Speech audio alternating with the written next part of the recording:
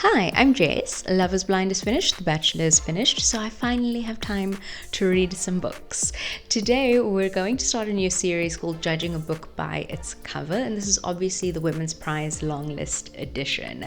I should warn you that this is not very well researched because I've been spending all of my time watching television and then watching Dear Shandy and then watching Your Mom and Dad, and so we're only going to go off of our initial impressions because the shortlist is being announced on the 24th of April, so we really need to get a move on. We're going to rank our books by category, and at the bottom, I think most of them are self-explanatory. At the bottom, I wouldn't pick this up. Maybe this is a little bit subjective. I don't think that the cover speaks to me. I'm not the target audience, or it is absolutely ugly. Then we have more objectively not good.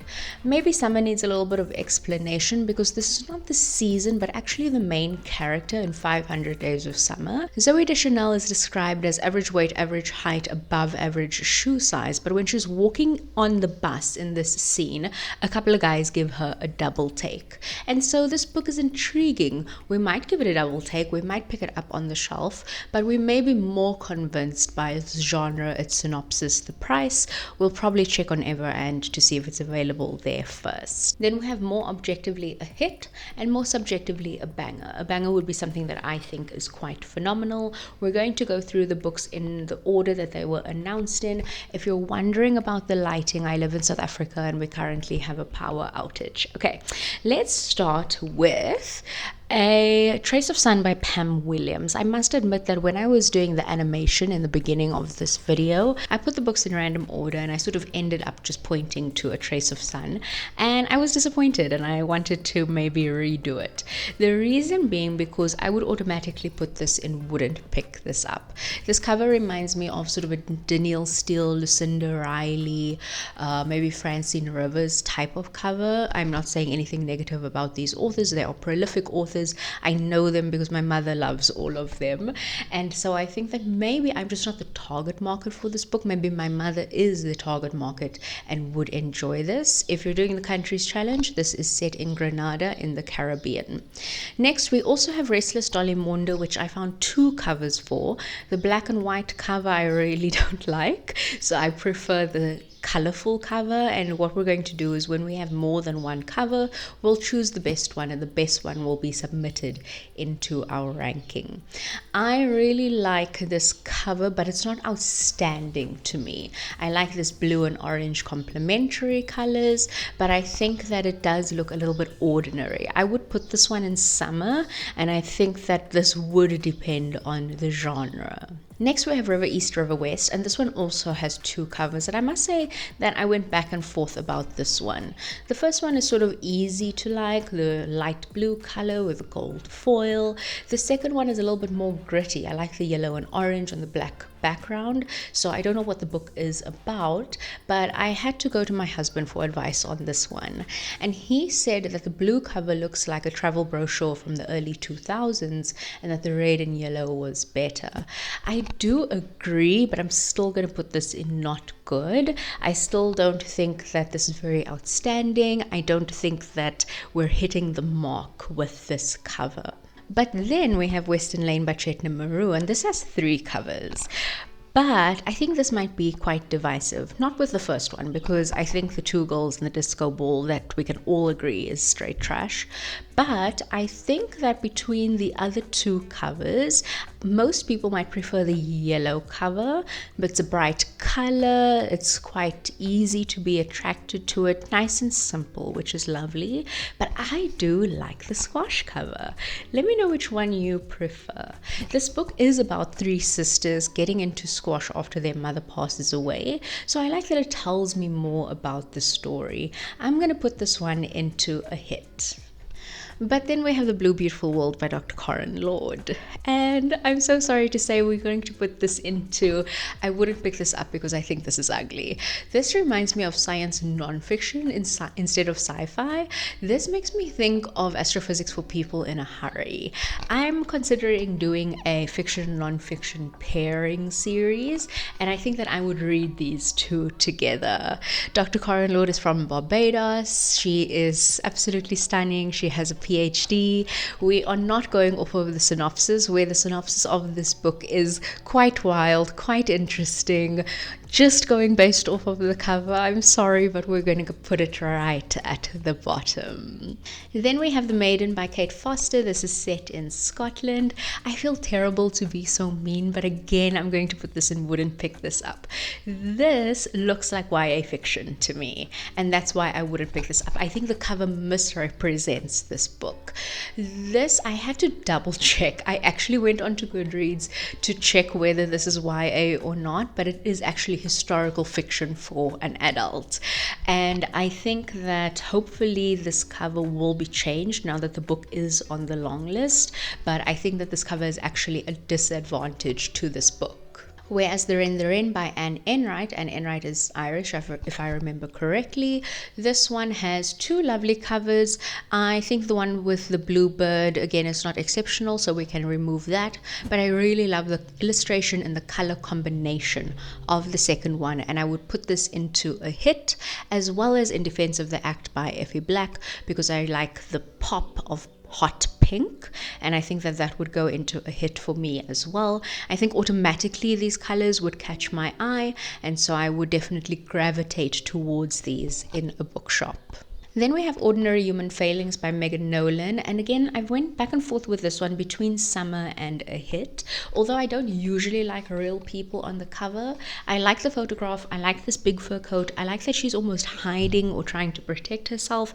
I think that's quite intriguing to me. The pop of orange for the font, as well as an orange stripe down the spine, I think is really nice, but I do again think this one would be divisive. I think for me it's a hit, and I would definitely pick this up and check the synopsis, but I think that for many people it might be a wouldn't pick this up. So let me know in the comments what you think about this one. And then we have And Then She Fell by Alicia Elliott. Alicia Elliott is a Canadian Indigenous author, if I'm remembering that correctly. This cover is black and white, and I think that I prefer the white cover because I think the colors just pop better on the white cover. I like this cover because of the sort of the illustration. It looks almost like seaweed to me. The main character is literally falling, and I wonder if maybe she's drowning. This is about a woman who is going through a postpartum psychosis, and there's a horror element to this, which I think is really cool. But I think then if she's drowning, it makes me think of this poem, Not Waving But Drowning, or Keeping House While Drowning by Casey Williams as well. So I think that that would play into this mental health element. So I'm going to put this one in summer because again, I think that you would need to read the synopsis or have an idea of the book to really appreciate this cover. Although also I don't know, I don't really know what this book is about. So I would put it in summer because I'm intrigued by it, and I would pick this up and have a look and determine my purchase of this based on the fact that it is a horror, and that would be interesting to me. Then we have Hangman by Maya Binyam. I cannot help but smile because I love both of these covers. I do like the amorphous blob looking people, but I really love this Escher print looking cover. I love the color combination. This is obviously a banger. This is set in sub-Saharan Africa, but this could be one of like 30 countries. So I don't think that really helps. If you've read it, you can tell us in the comments if there's a specific country associated with this book, but I'm really excited to get to this one. On the other end, however, we're going to put both of Claire Kilroy's Soldier Sailor books into Wouldn't Pick This Up. I feel very sort of hesitant to say this because I'm not really interested in the concept of motherhood and being a mother. Soldier Sailor, I think, is a nice title, but I think for me, what would convince me to read this is that Ben Reads Good mentioned that this was one of his favorite books of 2023. And I trust Ben's taste, and so I would probably then pick it up purely based on his recommendation. But for me personally, I wouldn't pick this up. I wouldn't give it a second look. Night Bloom by Peace Adzumidi has 2 covers. I think the one with the girls looks more like YA, so I'm going to go with the florals. I'm a sucker for florals anyway, but I'll still put this in summer. It doesn't move me. I think it's pretty and I might look into the synopsis, but I feel pretty meh about this one. The next book is Enter Ghost by Isabella Hamad, and this is the one book that I had to read the synopsis for because Isabella Hamad is a British Palestinian author and there's a genocide happening in Palestine right now, and so I wanted to read the synopsis because we're traveling to a couple of places in this book and I wanted to get my geography right or get the names right.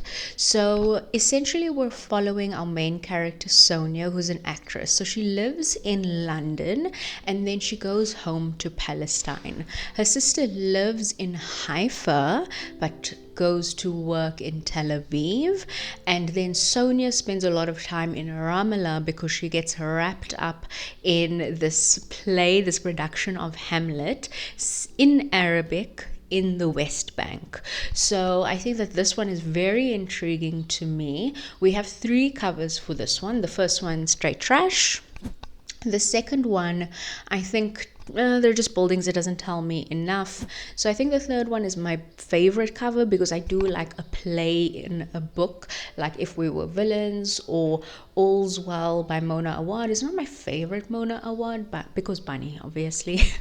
But I really liked the All's Well That Ends Well play in Mona Awad's All's Well. So I think that this is a must read for me, but I'm going to put this cover in summer.